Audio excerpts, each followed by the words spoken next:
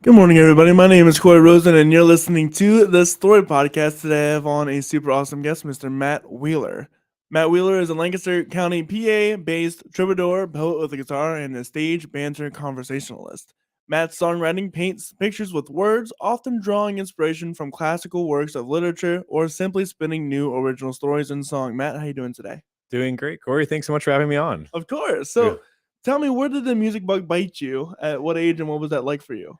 Uh, I feel like I've been a late bloomer on that in lots of ways. I guess the condensed version of it would be that I first made music of any kind. I guess besides singing in church, just like as a congregation member, it would have been like playing oboe in like third until Really? seventh grade. Hobo. Yeah, my fourth grade teacher, Mrs. Mishler, said I should stick with it because there aren't that many oboe players around. I didn't. So, like seventh grade me wasn't feeling that long term perspective, but I basically didn't do anything musically until like high school. Like I did chorale 1 year, senior year. Was still afraid of how my voice sounded, honestly, singing voice, and like wasn't confident in that. But then in college, a lot of my friends were musicians.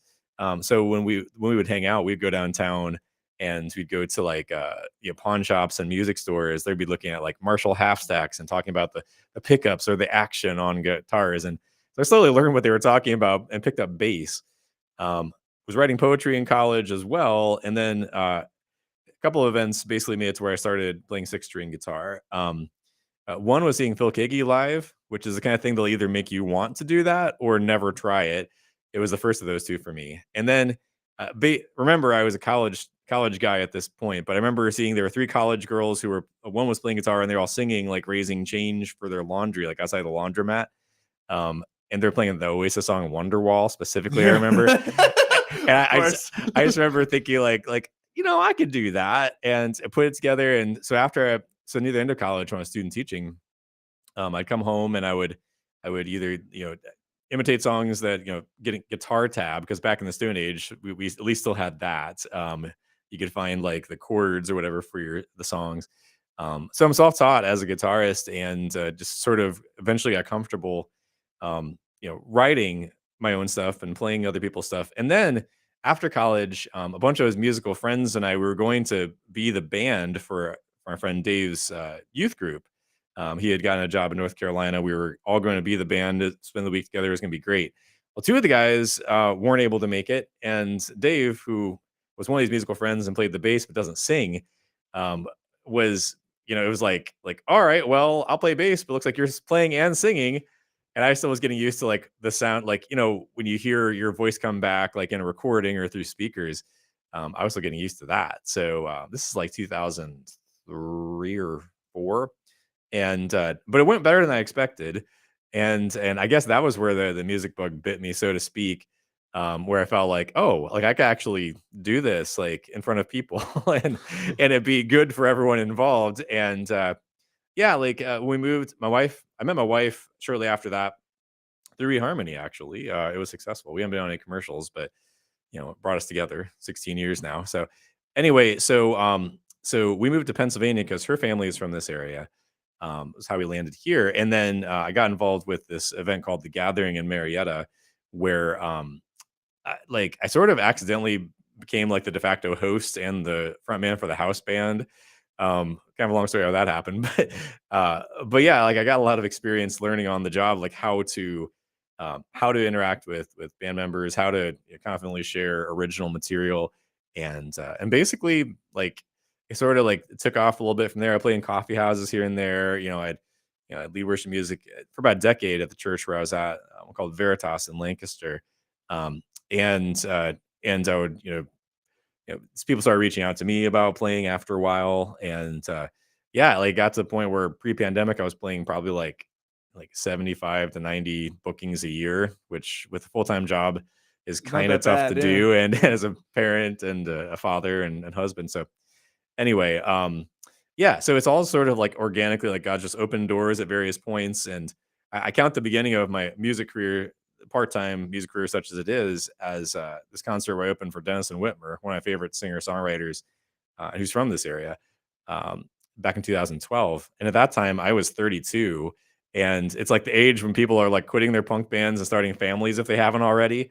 But I like that, like I already had like a stable family situation, become a dad, and our son was a few years old by that point, and yeah, like it just of those musical friends in college, I was probably the least likely that someone would have been like, oh, he's going to be, you know, interviewed for a podcast Right, right. all these years later, or like people, hiring him to play or to lead worship music or what have you. So it's been an interesting journey that like if you told me when I was like your age that I was going to be doing it, I would be a little surprised. But so often that's the way that God leads us. Absolutely. No, if I told anybody, if anybody told me that I'd be hosting a podcast by myself, like not by 4 years ago when I was still in college, I Yeah. would have been like, "There's no way. I don't have that kind of confidence." Oh yeah. It's amazing how God like leads us along, and like how we can look back at things that we would have thought or said years ago, and kind of like want to go back to like our younger selves, like pat ourselves on the shoulder, and it's like it's gonna be okay, it's gonna get better. You're gonna do some cool stuff you don't even know about right now. Right. So tell me a little bit about your songwriting process because it's kind of unique as opposed to all the others that I've interviewed. hmm Yeah. So, I mean, I write lots of different kinds of songs, but I gather you're probably talking about specifically like where I write based off classic works of Yes. literature. Yeah. So like with my I mean, I have a pretty busy life as a due to some factors I mentioned before, like lots of good responsibilities, but like so just waiting until like inspiration strikes or like a fully formed song just like falls on me from the heavens like is kind of hard to count on. So I find it really helps to have something specific to write about. And like if you go back to my work with Matt Wheeler and Vintage Heart, so over the last 8 or 10 years, a lot of that is you know, there aren't that many of those classic lit based songs in there, but there are some. There are two based on Les Mis, and one of them is based on The Old Man and the Sea. So I find that like taking a timeless story, because I like to read the books they make you read in high school and college, or like in the case of the Wonder of It All album books, like that those songs are based on. A lot of them are ones you read as a kid, like The Horse and His Boy from the Chronicles of Narnia or The Hobbit. And a lot of those are ones I didn't read when I was a kid. I came to them as an adult, and so appreciate them on a different level. But um, I find that like so it's really easy when you're writing to have this inner critic, where and it's also like, how vulnerable do I want to be? Like how much of my own story do I want to tell? I find that like putting yourself in the place of someone in a story, or like retelling that story, like you end up investing a lot of yourself in that, and yourself shines through. But it's kind of an interesting literary device to be able to like kind of filter it through that. And plus, so generally speaking, I think the songs I've written that are based on like The Horse and His Boy or Les Mis or other things, like they stand up as songs in themselves, even if you have no idea about the stories behind them. But that they're basically they're even better. Like they have a deeper meaning if you know the stories. Like if you read The Horse and His Boy and you hear Aravis, like you can like picture scenes in your head, and like that's great. Or it might encourage you to want to read it too. But I've just found it to be like when I was about to record Wonder of It All, I talked to the producer Chris Hoisington from Brothers McClurg about what the next project might be like, and from our conversations, he basically gleaned like it sounds like the writing based on stories is like something you've done enough. Like, what if we do a whole album where it's just that, and then like you like to interact with audiences, so why don't we do like these audio essay kind of pieces that go between those. Plus, they weren't going to charge me for recording the audio essay parts, so it made a 5-track album into a 10 or 11-track album. I had a poem too. So the process, as far as what it actually looks like when I'm writing one of these, is usually I'll read, or usually it's reread whatever book it is I'm basing a piece on, and I'll take some notes as I'm reading it, just like note out like some phrases that really stand out. Maybe page numbers I can refer back, and like oftentimes I'll have like some voice memos that I've recorded on my phone, just like going around the house or in the car, and like a tune comes to mind. So I'll kind of like maybe I'll sit down with a guitar if I'm in the car or something. I might just like hit voice memo and just like hum it. Mhm. But then like so then when it's time to begin writing on the song, like I'll put those pieces together and I have something to work with, rather than just sitting and just hoping that something happens. It's like I've got something to begin with, and more often than not, that works really great. And so it's yeah, it's something a little different, I guess. It's a little bit niche, Yeah. but it's worked really well for me. And so my next album is similarly based on classic works of literature, even more niche because it's based on Wendell Berry short stories, which, you probably read The Hobbit, you've probably read maybe The Little Prince and some of these other stories, but you might not have read anything by Wendell Berry. But they're so rich and good, and he's got this whole fictional universe, kind of like a Kentucky rural version of the Marvel Comics universe, if you want. Like all these different characters who are main characters, then they're side characters in someone else's story. Over the years, you see them young, you see them old. So yeah, like I personally love those, and so but again, it's something that I hope that the songs stand alone on. Like even if you don't know the stories, you can just hear that 3 or 4 minutes of song, and it's something meaningful as well. So yeah, I've kind of come by it. It's not like I sat down when I first started songwriting being like, this is what I'm going to do. It's more like I tried lots of stuff, and this is one of the approaches that just seems to work really well for me. So that's how I wound up doing what I do. You'd be great at writing musicals. Yeah. Well, I haven't tried my hand at that. I know a couple of folks who have. Obviously, there's a musical theater program here Yes. too. But yeah, I appreciate like like I'm not like heavily into musicals, but I do appreciate how like, I mean, there's certain things you can communicate through song that if you said the exact same thing, it It wouldn't wouldn't take. It it wouldn't wouldn't really. resonate the same way. Certainly there's lots of places that I've like venues and things that I've played where I conclude a lot of my shows with Prayer of St. Francis. Um, but if I like got up, on a table in some of these venues, and just like said the exact same thing, it might be received very differently. Yes. But singing a song, it's just, people are like whether they resonate with what I'm saying or not, and though many do, it's like wow, like that's really beautiful. So there's some things like music has a way of reaching us, like gets past our defenses and it reaches us in the heart, in the feels, if you will. So we have Wonder of It All. I imagine the title track of that last album. That's correct. It is. What is this? I know you kind of dibble dabbled into it a little bit, but what is it really about? The song itself? Yeah. Yeah. So it's the title track largely because it sums up like so all five of those story songs and the stories go with them are about the idea of recapturing wonder. Like when you're a kid, everything's wondrous. Like one of my nephews has come over to our house before to help with gardening, and like he's like so excited. And like there'll be like a tomato plant and he'll check it, and like for the first time that he's checked it, like it has like a red tomato fruit on it, and he's like Aunt Charity, that's my wife's name. There's there's a tomato growing here, like it's like, yeah, that is pretty amazing. And like how often do we just like, we're driving somewhere and the sun is setting and it's beautiful, we don't take the time to really consider it. So so the song, it draws on the G.K. Chesterton book Orthodoxy, specifically the chapter The Ethics of Elfland, which again is getting pretty niche, but it's also based a little bit on the pretty strongly on the Andrew Peterson song Don't You Want to Thank Someone. The idea of both is like, even if you don't have a theology in place, there are certain moments when you're encountered with nature, and like in the song I talk about like being before the Pacific Ocean, like before dawn has happened. It's still dark out, can't see anything except for like the tips of the breakers and the moon and the stars. But like you can hear all the sounds and the smells, and like it's like the majesty of creation that points to the creator. So like there are moments that we encounter something like that. Like I imagine, I haven't been to the Grand Canyon, but probably standing before the Grand Canyon or like other natural wonders, or basically like there are all these things that you're in these moments, you feel like you want to thank someone, but you feel grateful, but you don't know to who. Maybe, of course, as Christians, we know that we have a creator that we're grateful to. But yeah, like it's basically like there's a line in the song that says, every age you've ever been, remember when you were young and you never tired of the wonder of it all. So it's contemplating. The first verse is contemplating like sunrise and like the world coming back to life. Like there's this line that might have been from Rich Mullins. I haven't been able to find the source material, but it's someone said like there's something about the morning that wakes the God who never sleeps.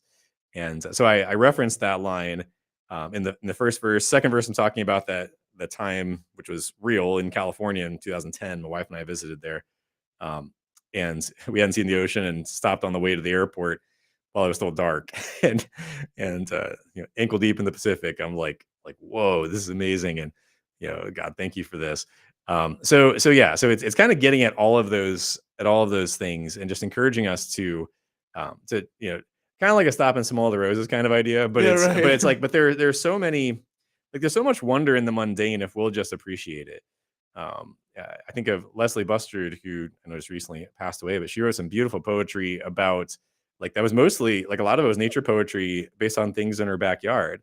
Like that, like, a backyard doesn't sound that exciting, but like when you really stop and you're considering, some of the things going on there, or just like appreciating how the light is coming in through the window and like falling on, you know, on your face. So, like it's, yeah, like there's lots to have wonder about if you'll actually stop and consider it. Well, with that said, this is Wonder of It All by Matt Wheeler.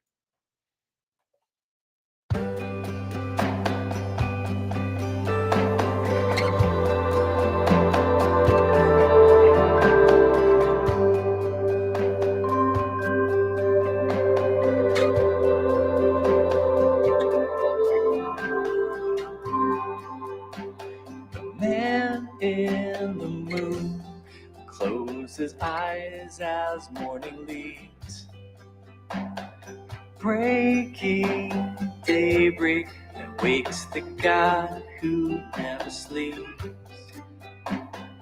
Poetry breathing bright verses that stream down from above. The warm sunlight laughs, and all you want to do is thank someone.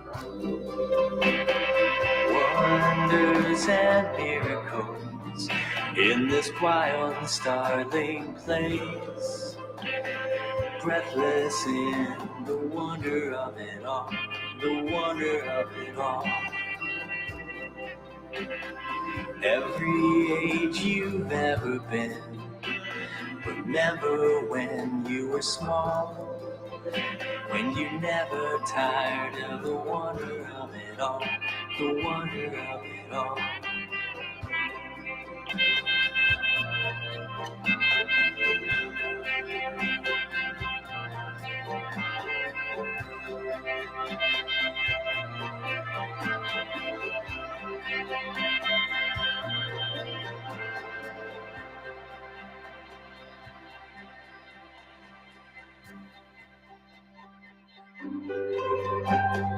Dark and stained glass sky, the spirit glides on Pacific deep. A man in the moon moves the clouds along like sheep.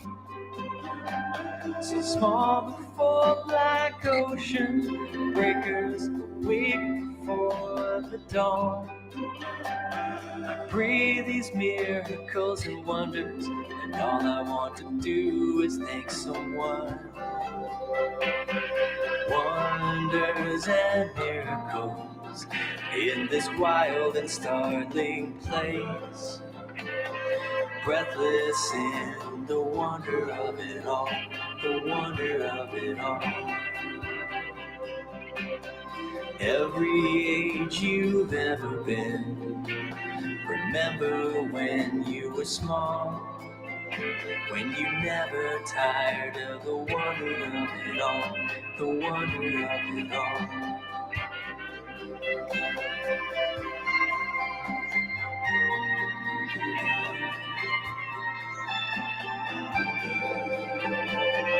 Never tired of the wonder of it all, the wonder of it all.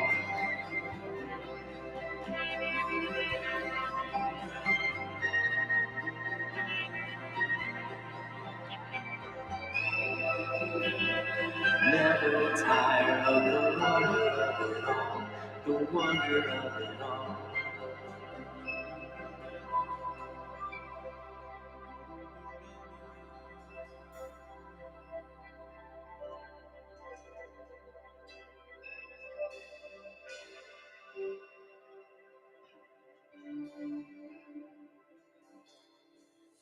And that was Wonder of It All by Matt Wheeler. So I had to ask you about the percussion because we were talking about a little bit before during the song. Yeah. Yeah. It's so Chris Weisington, the producer, from Brothers McClurg and Old Bear Studio. Uh, he's definitely someone who loves a good concept, and so when we were talking about we were talking about making the album and preparing. He was like, you know what, we ought to do, like, these songs are all based on specific books, stories. We ought to get copies of the books, like hardcover copies, and we ought to make sure that we ought to do the percussion on those. So Steve Padden, the drummer, did that, and I feel like that was maybe my favorite day in the studio in making that, because like we had the books, and we were like, okay, what can we do with these books to make percussion sounds? Like in Wonder of It All, if you listen to it carefully, there's a drumstick on the hardcover copy of, I think it was The Little Prince, might have been Collected Chronicles of Narnia. Anyway, where it kind of like, where we hear it kind of almost like it sounds like a snare hit, but Yeah. different, kind Like of muted snare. echoing, and it's like he's like hitting it and then like letting the stick just sort of like freely move in his hand. So anyway, point is, like, so there was that, and there are other songs like the Violet Dark. There's to the core in the chorus. We've got that was the Collected Chronicles of Narnia. I've got a video of where Steve was like flipping through the book and clapping it shut, flipping it, clapping it to the rhythm of the chorus. So we didn't use full drum kit on this particular album, though there were little other bits, like we had like a broken guitar had like a broken neck. I'm not quite sure why it was around the studio, but it was.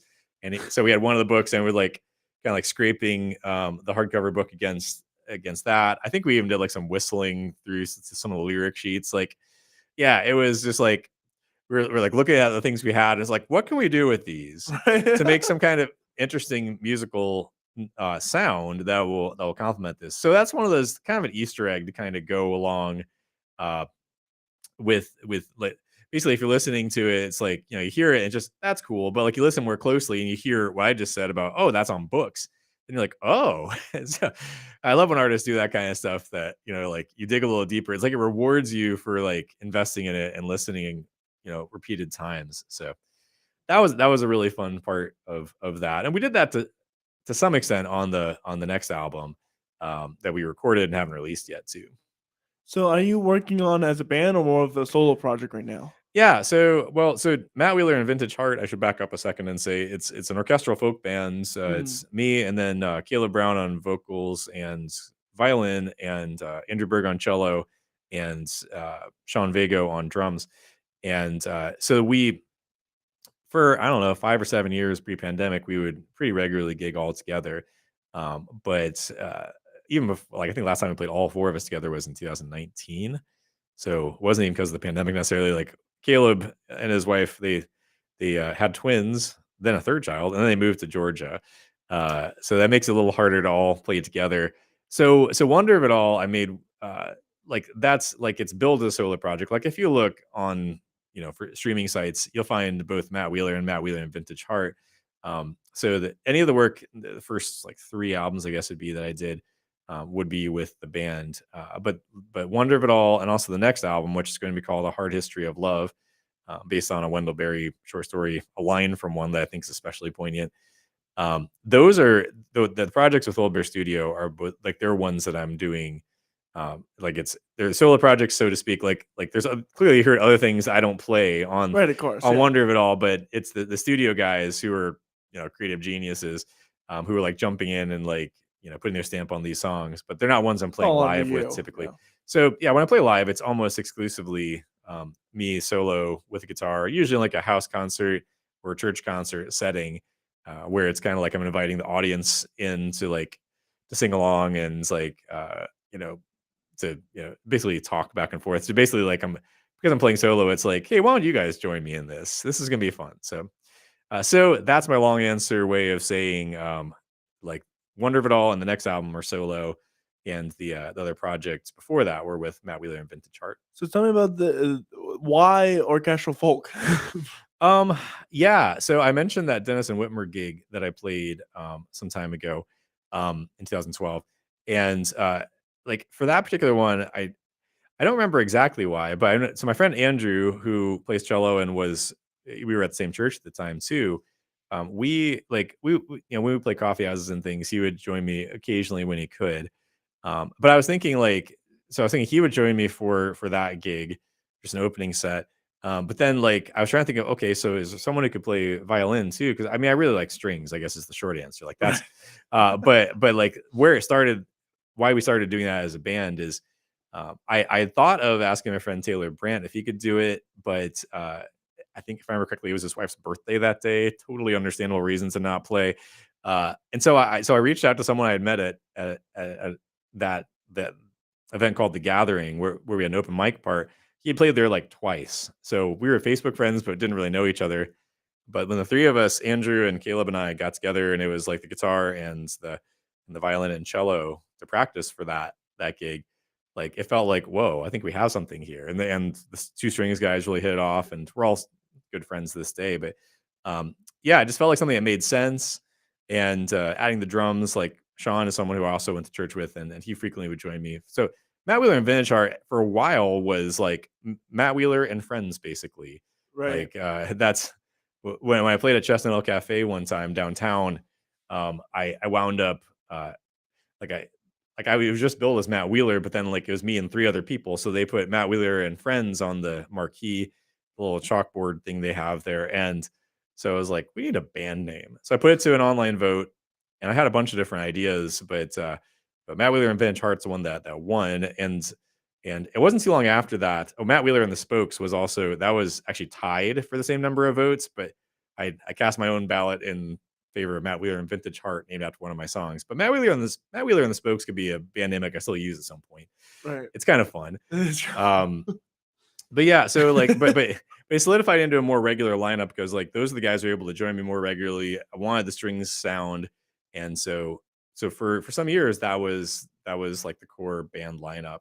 So I mean, I really enjoy strings, on this next album. Wonderwell doesn't have so much by way of strings, but the next album has quite a bit of violin on it, which I love. So yeah, I knew people who could do it, and And you did it. and we were available, and I liked it, and I thought that it worked really well. So earlier projects, early recordings, especially the Matt Wheeler and Vintage Heart self-titled album 2017 with a lion on the cover. You can hear the full sound with that. Well, and we have one of your songs from that era too, of Eris, which you had mentioned was a part of a book as well. Well, so Erebus is actually also from Wonder of It All.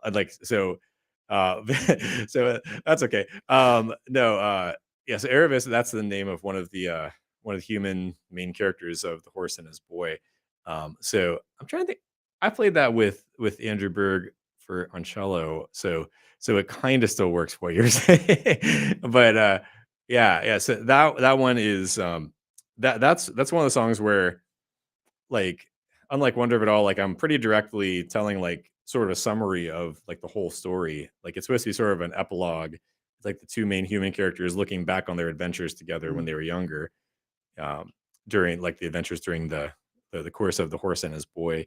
So yeah, that's one that is a semi-recent song. It's apparently a Viennese waltz. I knew it was in 3/4, but like someone told me at one of my gigs, like I think it was after a church concert, someone was like, oh, so like that's technically a Viennese waltz, I guess, the way that I, the tempo or the way that I picked it. So it's like, if anyone wants to like Viennese waltz to that one, they totally can. But yeah, it's a love song. It's about like long lasting, enduring love. Like when I write love songs, they tend not to be like pop bubblegum type of songs or like Taylor Swift breakup songs. Like it's more about, because I started music after I was already in a good committed marital relationship. Like I kind of don't relate to, like, there was a time when I was listening to Dashboard Confessional and all the heartbreak stuff was like that I totally resonated, but not these days. So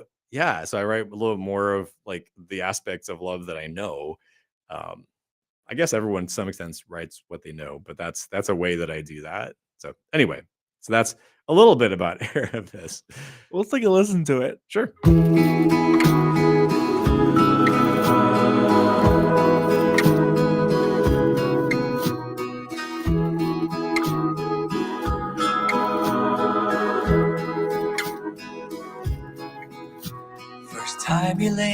eyes on her, she dawned like a dream. On a fine-blooded mare, a voice in the trees. Both they were running, he a peasant and poor. She would be a queen, he had a name and his horse. She was a lark midst the lindens and pines. She was a fire in the dead of the night. I won't let us die on the vine. No, I won't let us run out of time. No, I can't get you out of my mind. Oh, we've come so far. Oh, love, don't lose heart. Remember those days we were so young and so brave.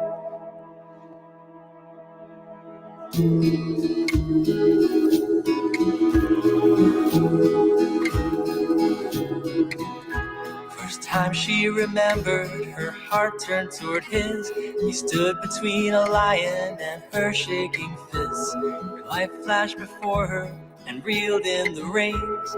He made her a promise she made safe away. She gave him courage to learn his true name. She saw the quiet hand guiding their way. I won't let us die on the vine. No, I won't let us run out of time. No, I can't get you out of my mind. Oh, we've come so far. Oh, love, don't lose heart. Remember those days we were so young and so brave. Once and always a promise that weathers the lashing of the rain and the wind. Brave like a song, unfolding in song once again.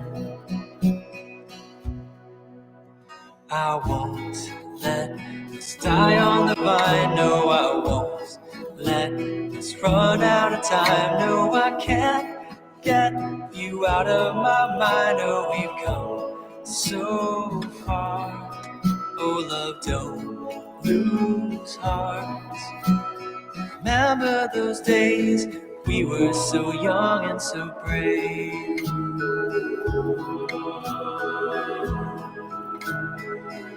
So young and so brave.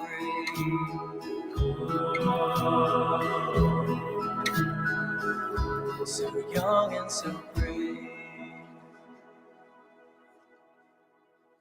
And that was Matt Wheeler's Erebus. Yes, So you've released a new single recently. I did. Tell me what's all that about. So, so I'm friends with Stephen Courtney, who I understand is a 2-time guest of the Story Podcast, and so he produced the Matt Wheeler and Vintage Hearts self-titled album. He produced a couple of singles, Harbor, and also our cover of Fix You, Coldplay song. But yeah, the last couple Christmases, like between Christmas and New Year, Thanksgiving and New Year's, like for whatever reason, it just worked out for us to like get together and like record something. So we decided to like, so not last year, end of 21, I decided to record my son's favorite song, which is I Don't Want to Live on the Moon, which is it's a song that Ernie sang on Sesame Street.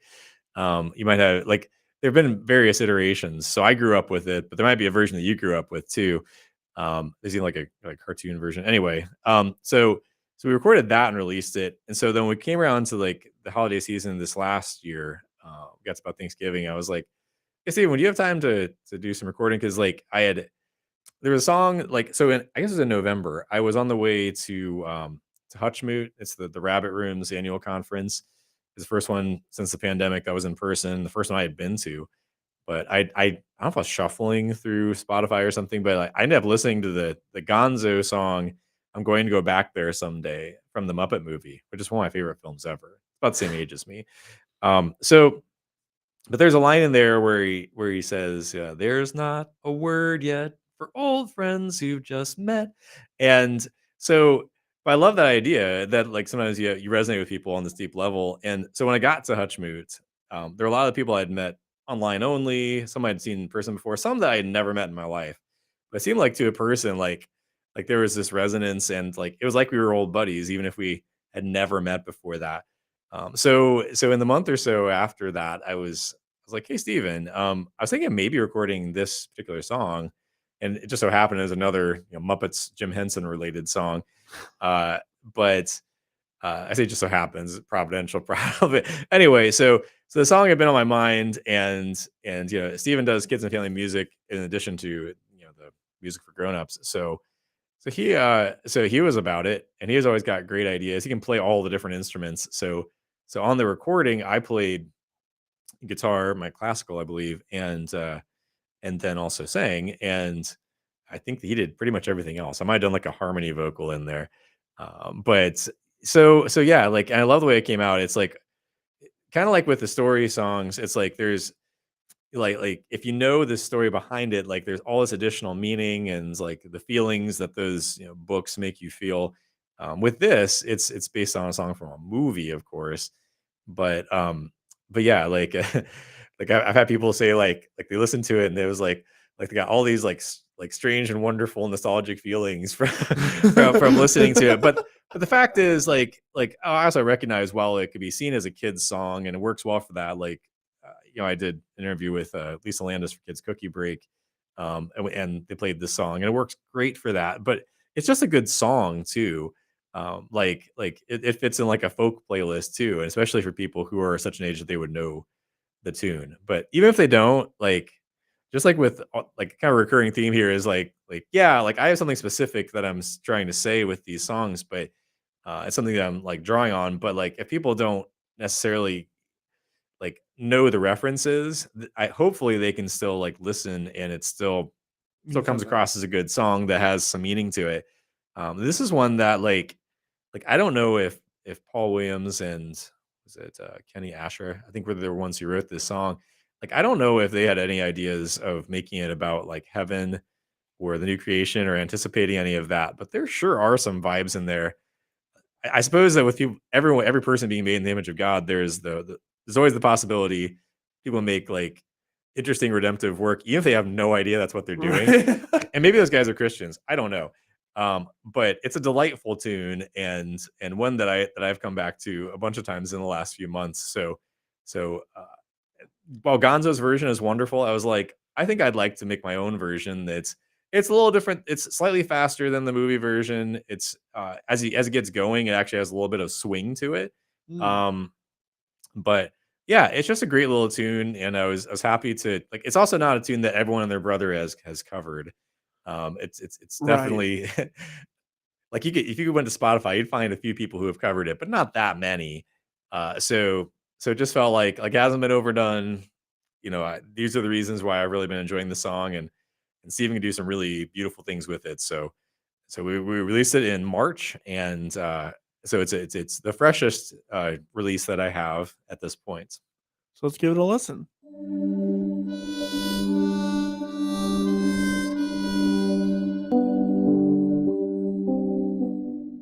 This looks familiar, vaguely familiar, almost unreal yet. It's too soon to feel yet. Close to my soul and yet so far away. I'm going to go back there someday.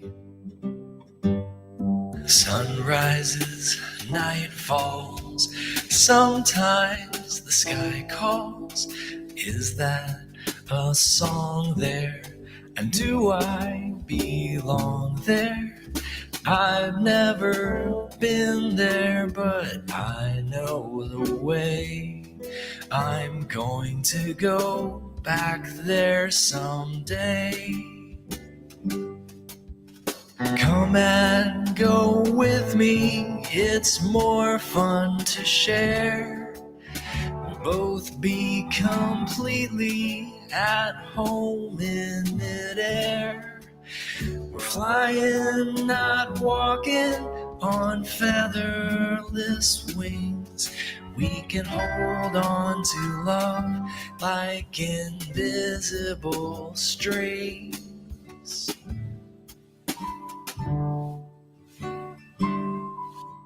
There's not a word yet for old friends who've just met. Part heaven, part space, or have I found my place? You can just visit, but I plan to stay. I'm going to go back there someday. I'm going to go back there someday.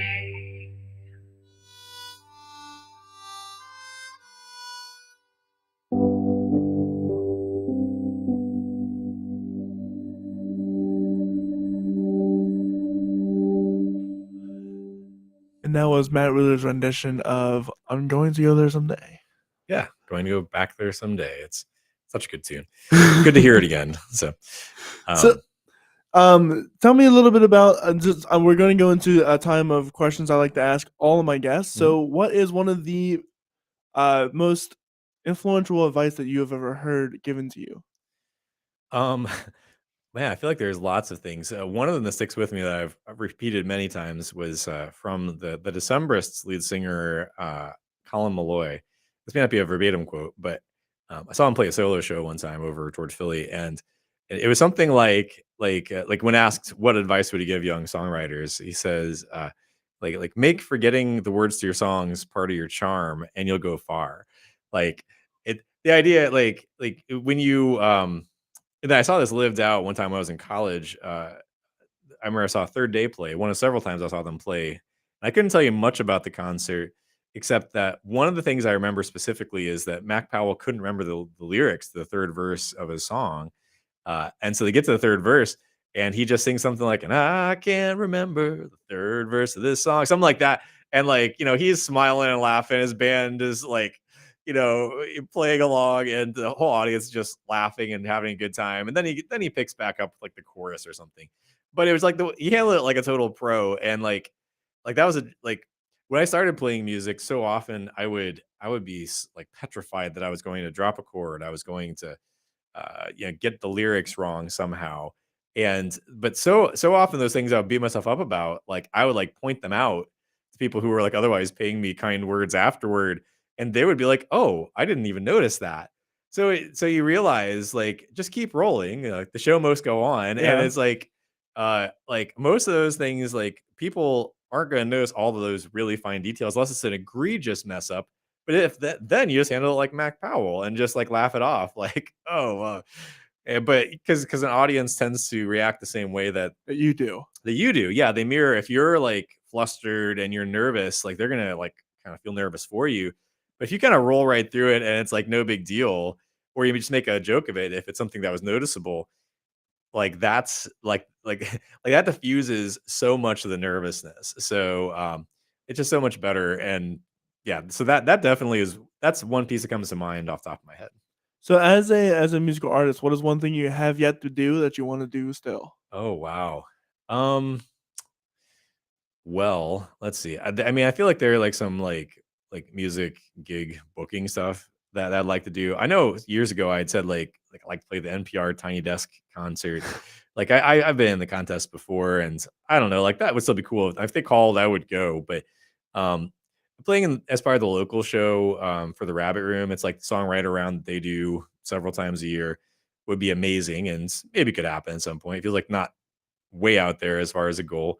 Um yeah, I mean, I I don't know that I have like a lot of like I feel like it's like a step by step, like so much of what's unfolded already. It's not like 10 years ago I had this specific plan, and now I'm just checking the boxes off. It's more like where I take the next step as God's leading me, and then like a door opens that I didn't even know was there, like as though it's a secret passageway. Like one of those opened up recently was like I didn't have designs on being like a kids and family musician, but like it's worked out to do an artist residency now 3 years in a row at Donegal Primary School, and being this character that I've made called Mr. Matt. He always wears the exact same outfit and plays and does these musical parts called Music Mondays with Mr. Matt. So like that's something I never saw coming, but it came out of the pandemic. Actually, it was virtual at first, and so that's sort of my way of avoiding directly answering that question. Because yeah, I mean, well, I guess I did mention a few things, but like there, I'm sure that like I feel like some of the cool stuff. Like if you ask me again in like 10 years from now, like what are some things that was really cool? Like in 2023, maybe I don't know about those things yet. So yeah, being on the local show would be great. Um, playing even more house concerts, which I love, and are right in my wheelhouse, would be great. Those feel like attainable potential goals, like could happen. But yeah, as far as like bigger stuff, like I don't know. And there's a lot of room with a music career between being like playing songs just in your own house and being like a household name. I think Right. sometimes people assume like oh, you can sing, you should be on The Voice, you should be on American Idol, like oh, you should be famous. It's like, well, there's a lot of working musicians, a lot of people you've interviewed who are who are putting in the work and We're making fantastic. making good art and honoring God with their giftings, and yet like they have like as Alan Levi, who's also a singer songwriter, said, like he talks about his microscopic but avid fan base. It's Mm, like like it can be sometimes it's better just to have like the rather than to dedicated be fans. yeah, but better to have like certain like people who get what you're doing. You just keep on doing that niche thing you're doing, as opposed to trying to be everything to everyone and try to become a household name and maybe having no success at it. It's like being content with what you're given, being faithful with what's in front of you, um, is so key. And I feel like the older I've gotten, the more I've been like willing to lean into that. So how does God play in your music creation process? Well, I mean, so pretty much any like I've numerous times like had well lots of different ways, but like and throughout, I'm soaked in in God and my Christian faith. I've had times where I played sets of music where none of them were my really like. I have some songs that are much more obvious about the fact that I'm a Christian, but sometimes I'll play like not play those songs, or just play others, and people ask me afterward, like yeah, like you a believer? Like it sounds like it's like yes, and I'm glad that comes through. And of course, there's sometimes where it's really obvious. I lead worship music various places, and it's kind of interesting. I don't actually lead worship music at my own church because it's LCBC Mannheim, and there's no lack of people who are doing wonderful work at that. Right. And we kind of caught on end of 19 right before the pandemic. So even if I was going to go for that, and maybe someday I'll like play a supporting part in some of that, but we do that on Saturdays as a family, and then Sundays, I happen to have available, and I've had numerous people from different churches, much smaller churches generally, reach out about like, hey, can you take a week here or there, or we lost our worship music leader, and it's like, well, I've got these skills, and from 10 years of leading worship music, elsewhere, like I can easily come in and help you all with this. And some of them have been recurring things. Some of them are like one-offs, but so the kind of itinerant pinch hitting, leading worship music, like that's a place where like God is very obvious in it. Like when the job I'm hired to come in and do is like, well, the way I see worship music leading is like, I see worship as being more than just music, which is why I keep saying worship music leading. It's kind of synonymous these days. Like if it's worship, it's music. But the point is like I see it as like I'm there to give God glory through worship Him through music, and to point other people to doing that. It's not. It's basically like, hey everyone, let's do this together, which also matches the vibe of what I do with my concerts. But it's like, hey, we're gonna do all this thing together. In this case, worship God. And it's not like hey everyone, look at me, watch me do this. It's intended to be like hey, we're all in this together. I've chosen the songs, and I'm kind of giving the cues what we're doing, but we're doing this together.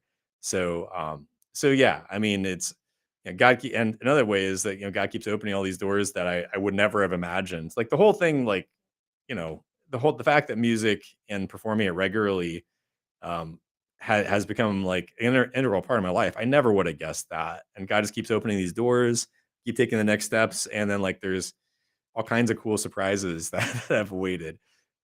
So much of it's just being willing to follow God's leading, and so it's continuing to try to recognize where he's leading is a big part. So you mentioned that worship isn't just music. What is worship to you? So Matt Redman in the song The Heart of Worship says, "I'll bring you more than a song, for a song in itself is not what you have required." Like, it's so much of it, like worship it, like music and worship, like there's a reason why it's gotten to be synonymous, because that's a powerful way of aligning ourselves and centering ourselves before God. And I wholeheartedly am for that.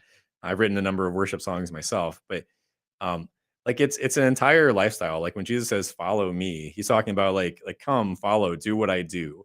That's why the disciples were by his side for 3 years. And it's like they're being apprenticed.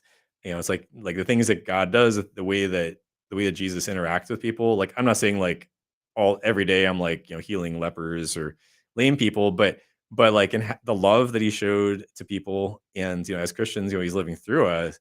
And so that should be evident. So yeah, like there are lots of expressions, but like being kind to your neighbor is a really important way. Right. Helping people who are needy. Someone has a need and you can help meet it. Like you can do that in Jesus' name, and that is worship too. I mean, and so is hearing the word in church. So is being a good friend. So is leading worship music from a stage. I mean, that's all part of it. So I just feel like confining worship to just being music is just too narrow of a definition. Like yes, it is that, but that's like you're excluding all kinds of other things if that is your whole definition of what it means to worship God. So So where do you find yourself most in tune with God? I'd say, well, like oftentimes it is through music. All of what I just said, I mean, it is true. But I mean, like whether it's that I'm playing it or I'm in a service, like I recently attended the sing along tour that Matt Maher and Leland Mooring and Phil Wickham did, and just to be part of like a few thousand people like worshiping God through song was powerful. I find nature is off like and like recognizing the wonder in the mundane, which again is why the Wonderville album is about that. um, is a place where I encounter God through beautiful words. I love to read. I mean, at this Clearly, point in the interview, if anyone's yeah. listening to this point, they recognize I enjoy reading, but part of it is because like language is beautiful, and because God's made it so. He's St. John, characterizes Jesus as the Word made flesh. So yeah, all of those things. And then one of the last questions I like to ask all my guests: what is one of the worst or funniest thing that's ever happened to you on stage? Oh man. I feel like there have been plenty of ridiculous things, but man, let's see. Um, I've had plenty of times where I've been background music, basically where no one's paying any attention, and those tend to not be great experiences. One comes to mind, and maybe a better one will come to mind as I'm saying this. But I just remember one time that my band and I was two of the guys along with me were scrambling to get to a gig in downtown Philadelphia, and like my car overheated and like getting off the turnpike, and we somehow limped into Philadelphia, parked in a parking garage. Like we were in an elevator where like it was the tiniest elevator I've ever seen, and we had like all of these. We had Sean had his drum kit, or the smaller version, but still like it was barely big enough for two people, and we had three people and all of our gear. And somehow we made it there and played. I think it was right outside. It was from Make Music Philly, and it was during the um, anyway, it was a Hard Rock Cafe in Philly, if I remember correctly. Anyway, yeah, that was. I feel like there are so many stories where it's like I don't know how that even ever came together, but somehow it ended up working up in the end.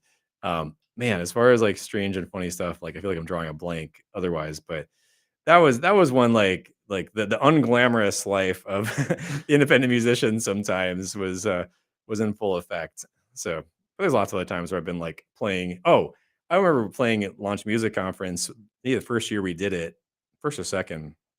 And I did think of like a I remember we were supposed to be outdoors, and it was gonna be beautiful. But then like there's a forecast for rain, so the promoters like they moved it indoors to what was supposed to be like an atrium, but it was like right outside. It was like a big hallway right outside of where the metal venue was. So I'm playing like this song, like a lullaby for my son, like summer came and then like it was generally fine. There was like only a dull roar from the metal venue, but someone would open the door and like all of a sudden it'd be like, whoa, and like I was practically like, then the door was shut and it'd be back just the dull thuds in the background, and I was kind of like, wow, this was like not our like we had some people listening and they had a sound system set up for us, but clearly the bleed over was not accounted for.